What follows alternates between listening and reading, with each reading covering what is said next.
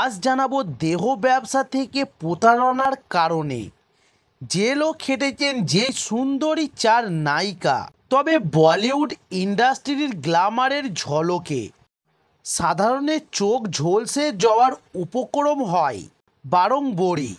ইন্ডাস্ট্রির নায়িকাদের বিলাসবহুল জীবনযাত্রা সবচেয়ে বেশি চমকে দেয়। তবে জানেন কি, রূপালী দুনিয়ার এই অভিনেত্রীদের মধ্যে কেউ কেউ আবার দাগি আসামি। তবে এই তালিকায় এমন নায়িকাদের নাম আছে যাদের বেশ নাম ডাক রয়েছে। তবে চলুন এক নজরে দেখে নিন সেই তালিকা। যেমন নাম্বার 1, মধুবালা। তবে 60-এর দশকের বলিউডের সব থেকে সুন্দরী অভিনেত্রী ছিলেন মধুবালা। তার রূপের প্রশংসায় আজও পঞ্চমুখ হন বলিউড প্রেমীরা। তবে কেউ কেউ আবার তার চেহারার সঙ্গে বাংলার মহানায়িকা সুচিত্রা সেনের অনেক মিল খুঁজে পান।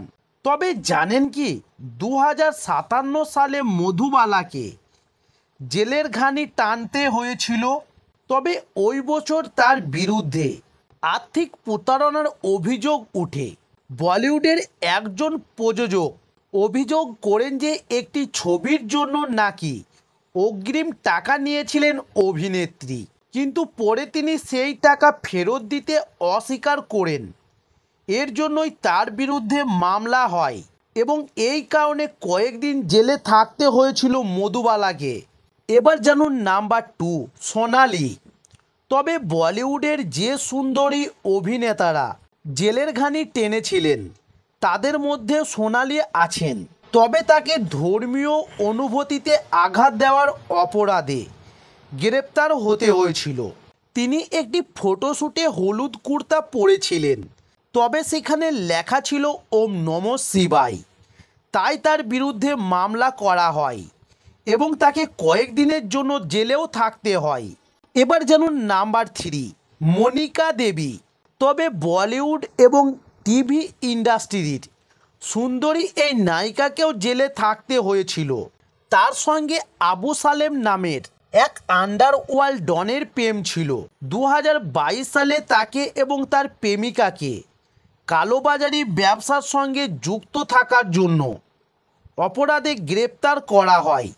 এবার জানুন নাম্বার 4, শ্বেতা বসু। তবে জাতীয় পুরস্কারপ্রাপ্ত অভিনেত্রী ছিলেন শ্বেতা। মাকড়ি ছবিতে শিশু শিল্পী হিসাবে অভিনয় যাত্রা শুরু হয়েছিল তার।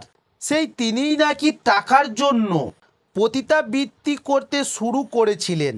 একটি হোটেল থেকে হাতে নাতে ধরা পড়ে তার 2 মাসের জেলও হয়েছিল। তো দর্শক বন্ধুরা, এই ছিল আজকের এন্টারটেনমেন্ট ভিডিও। আরও এরকম এন্টারটেনমেন্ট ভিডিও পাওয়ার জন্য অবশ্যই আমার চ্যানেলটি সাবস্ক্রাইব করে সঙ্গে থাকুন। নমস্কার।